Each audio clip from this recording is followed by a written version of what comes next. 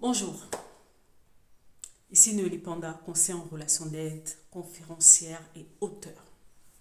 Aujourd'hui, on va parler de l'importance de l'environnement au fait dans ton processus de changement, dans ton processus de guérison, voilà, dans ton processus d'évolution.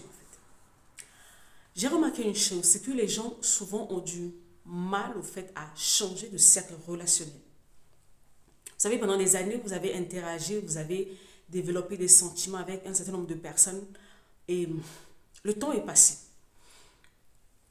Et tu commences au fait à avoir une soif à l'intérieur de toi, une soif de changement, une soif d'évolution, une soif de autre chose. Et tu te rends compte que ce cercle dans lequel tu as toujours été au fait ne correspond plus à tes aspirations. Et tu dois level up, tu dois passer à autre chose. Je sais que je suis en train de te parler.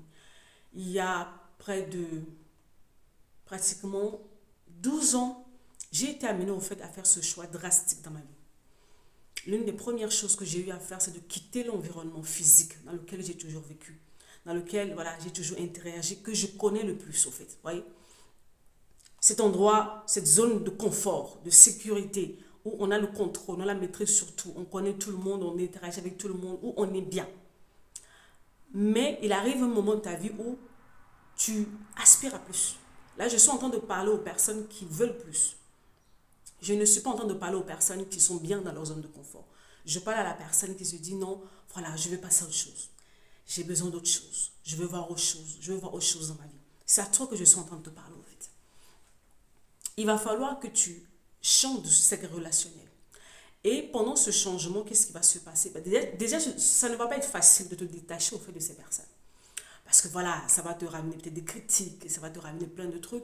Et puis toi-même aussi, tu vas ressentir de la solitude. C'est ça, il y a ce temps mort là en fait, où tu fais le tri autour de toi pour pouvoir passer à autre chose. Et voilà, il y a des personnes dont toi, tu dois te séparer. Parce qu'il faut savoir qu'il y a deux tris qui se font. Il y a le tri que toi-même tu fais pour te détacher d'un certain nombre de choses, d'un certain nombre de personnes. Et puis, il y a le tri naturel. Le tri naturel, tu ne le choisis pas en fait. Donc, ce sont peut-être des personnes que tu aimerais garder dans ta vie, mais tu ne vas pas comprendre, pour une raison ou pour une autre, il y a une distance qui va se créer, il y a une séparation qui va se créer. Pas parce que ces personnes sont mauvaises ou quoi que ce soit, mais c'est juste que, en fait, ces personnes ne peuvent plus te suivre là où tu t'en vas, en fait. Mais est-ce que tu es prêt, est-ce que tu es prête à accepter ce temps mort où tu peux te retrouver seul? Ça peut être des semaines, ça peut être des mois, ça peut être des années, en fait, où tu vas vivre ce désert relationnel où peut-être qu'il n'y aura personne autour de toi, tu seras seul. C'est à ce moment-là, au fait, que tu apprends à te découvrir. Tu te découvres, tu revois ta vision, tu revois là où tu veux partir, tu changes un certain nombre de choses, au fait, tu ne se vois pas forcément à l'œil nu, mais à l'intérieur de toi. C'est-à-dire, au fait, la nouvelle version de ta personne est en train de sortir. Il faut qu'elle se pose. Et quand elle va se poser maintenant, tu vas pouvoir commencer à attirer le genre de personnes qu'il te faut dans la nouvelle saison. Mais beaucoup d'entre vous, vous n'aimez pas au fait ce temps mort au fait, dans vos relations. À cause de la dépendance affective, à cause de la peur d'être seul, à cause de. Donc vous préférez garder ces mêmes personnes avec lesquelles vous tournez depuis des années, mais qui ne vous avancent à rien en fait. Tu aspires au changement, il faut que tu t'entoures des personnes qui vont dans la même direction que toi, qui voient loin, qui aspirent au fait à des trucs. Si tu es dans un environnement où on passe le temps à critiquer, je t'assure que ça va être compliqué pour toi de pouvoir évoluer. Mais ça va te coûter quelque chose. Ça peut te coûter la solitude.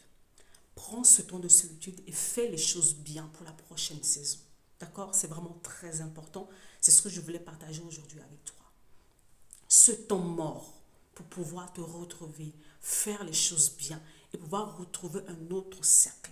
Apprends, prends le courage de te détacher de tout ce que tu as toujours connu. Je sais que la zone de confort, c'est bien, mais la zone de confort peut te tuer. Si tu aspires à autre chose, tu vas pouvoir te jeter dans l'eau, aller dans l'inconnu, aller dans les choses qui sont inconfortables, en fait.